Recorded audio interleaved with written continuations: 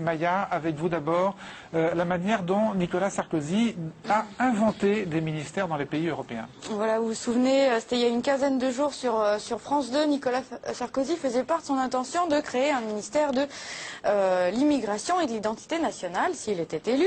Et donc c'est un projet qui avait provoqué quelques critiques assez vives. Alors pour se justifier, les jours qui ont suivi, le ministre a trouvé un argument imparable qu'il donnait à Christine Ockrent sur France 3. J'ajoute que j'ai regardé, tous les pays européens ont un ministère de l'immigration.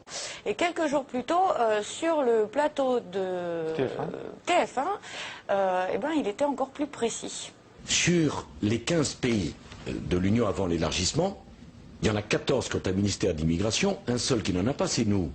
Voilà, donc on serait les seuls sur les 15 pays de l'ancienne Union avant l'élargissement à ne pas avoir un tel ministère. Donc j'ai fait un peu le tour des ambassades des 14 autres et c'est pas exactement ce qu'on m'a dit. Alors, pour être précise, en fait, sur les 14 pays de l'Union avant élargissement, il y a 8 pays qui ont un ministère, un secrétariat ou un secrétariat d'État ou un département, donc rattaché à un ministère, avec immigration dans l'intitulé, mais avec une philosophie quand même très différente. Par exemple, on a l'Espagne, qui a bien un secrétariat d'État chargé des questions d'immigration et d'émigration, mais celui-ci est rattaché au ministère du Travail et des Affaires sociales, et on m'a dit que c'était pour sortir d'un traitement uniquement policier des questions d'émigration.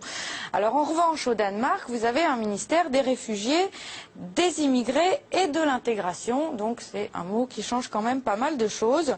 Donc parmi les 14, 6 n'ont aucun ministère ou secrétariat d'État spécifique. En fait, il y en a un seul qui a quelque chose qui se rapproche un peu de ce que M. Sarkozy propose.